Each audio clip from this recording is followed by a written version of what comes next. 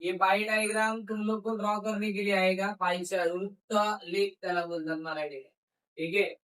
तो नॉर्मली क्या आएगा, ऐसा एक क्वेश्चन आएगा, वहां पे सीधा मेंशन करेंगे कि शो द या ड्रॉ द पाई डायग्राम। तो तुम लोग को एक टेबल प्रोवाइड करेंगे, ये वाला नहीं, ये पार्ट ऑफ आंसर है।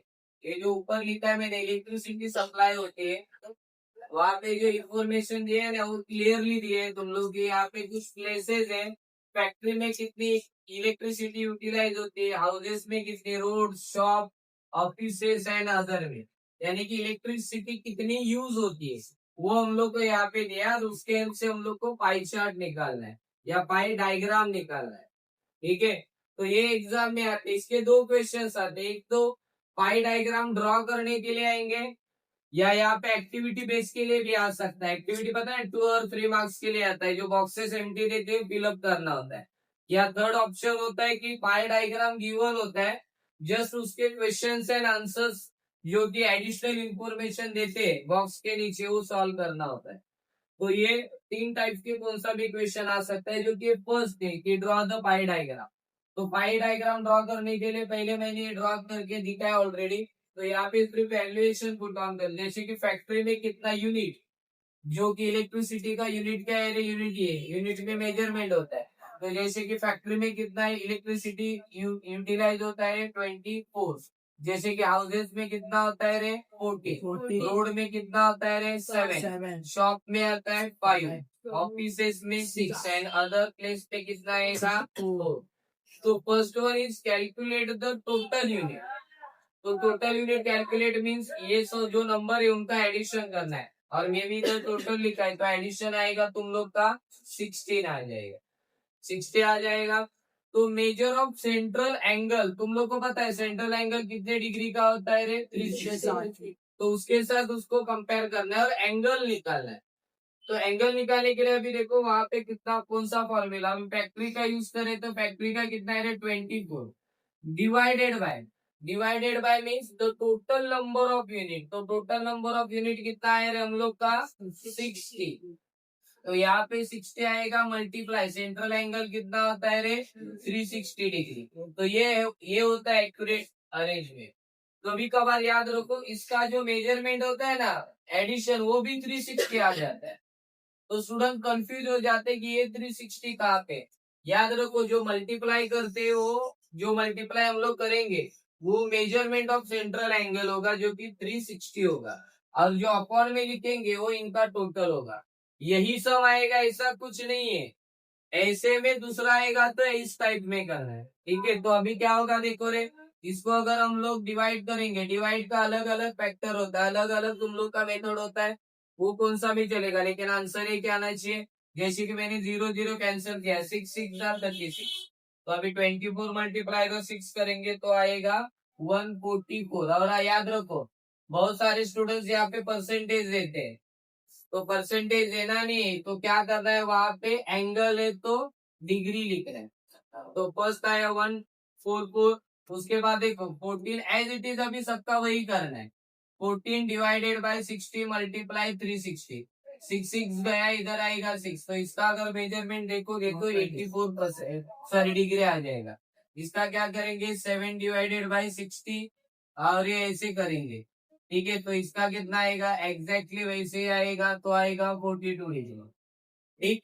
तो ये अरेंजमेंट तुम लोग करके दिखाओ, ये जो दिया है तुम लोग ये डायरेक्टली आंसर लिखोगे तो भी चलेगा, मतलब ये रफ वर्क करने से बेटर है कि पुट ऑन कर दो और रफ वर्क बैक साइड पे कर दो और करेक्ट आंसर इधर लिखो, तो क्यों सिस्टमेटिक हो जाएगा और प्रेजेंटेशन भी खराब नहीं होगा।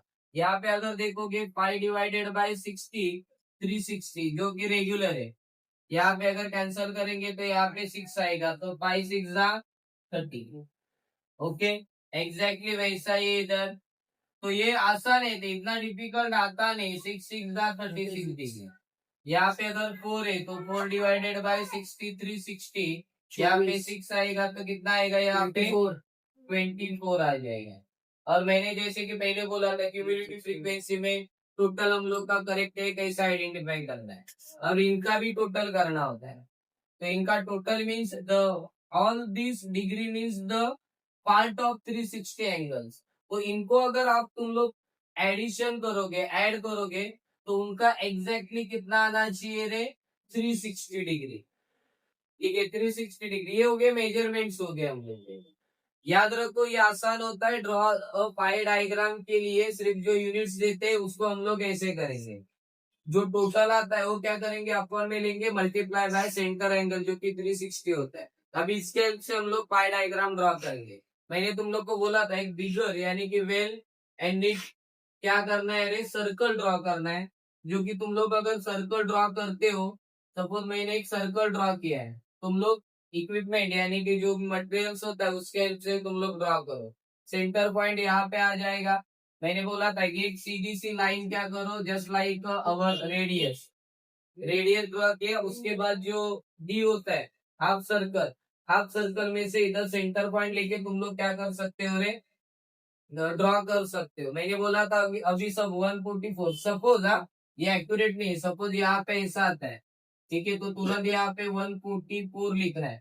और ये 144 किसका है रे, फैक्ट्री का है, तो यहाँ पे वो डिनोटेट करना पड़ेगा तुम लोग को फैक्ट्रीज करके। ठीक है, तो वो याद रखो। उसके बाद जो बी है वो यहाँ पे लेना है, इस लाइन से अभी मेजरमेंट लेना है। सेकेंड हम लोग का कितना, 84। तो मे भी 84 अगर ऐसा आता है तो ये हो गया हम लोग का 84। तो तुरंत यहाँ पे मेजरमेंट लिखना है। 84 क्या है हम लोग का हाउसेस में जो कि इलेक्ट्रिसिटी यूज किया जाता है। अभी नेक्स्ट डी तुम लोग उस लाइन के ऊपर प्रॉपर यूज करो। तुम लोग को आता है ना सबको, ओके। उसके बाद 42 लेस देन, तो ये इधर 42 आया जाएगा, तो इधर 42। लेकिन यहाँ पे कहाँ पे यूजेस हो रहे हैं, यहाँ पे रोड्स पे यूज हो रहे हैं। उसके बाद 30 कहाँ पे आ जाएगा, इस तरफ। उसके बाद 36 और ये आ गया 24। तो ये तुम लोग का ना एक्यूरेट ये आना चाहिए तुम लोग को। जैसे कि 30 किसके लिए यूज किया हम लोग ने, शॉप्स। ठीक है, 36 किसके लिए यूज किया हम लोग ने, ऑफिसेज। और ये कहाँ पे है, 24 कहाँ पे, अदर्स है। तो ये तुम लोग का ना डिग्री में आना चाहिए और ये लिखना चाहिए। ये हम लोग का पाई डायग्राम होता है। ठीक, तुम लोग को ड्रॉ करने के लिए बोलेंगे, टेबल ड्रॉ करना है और उसके हेल्प से हम लोग को पाई डायग्राम ड्रॉ करना है। ओके, ये आएगा तुम लोग को। ठीक है, चलो करो।